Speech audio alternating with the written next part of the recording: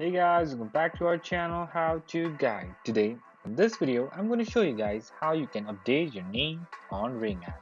So let's just get started. So firstly, here it is, you are in the dashboard of your app. So what you need to do is just go to this line option which is on your top left corner, and then go to this account settings option over here like this. And then what you need to do is just go to this account information and the first and last name option like this, and then you'll be redirected to something new, which is it's loading. And let me just say this account management site.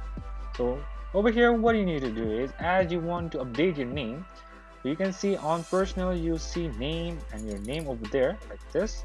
So what you need to do is sorry, let me just have it again. You go there, you will see this update option on your right. Just go over there, and then you can change your name over here. So let me just have a slight change like this, and then done, and then just press save.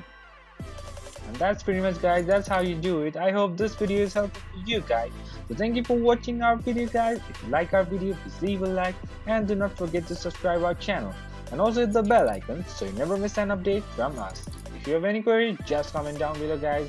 I'll see you guys again in our next video. Till then, stay safe, guys. Thank you for watching.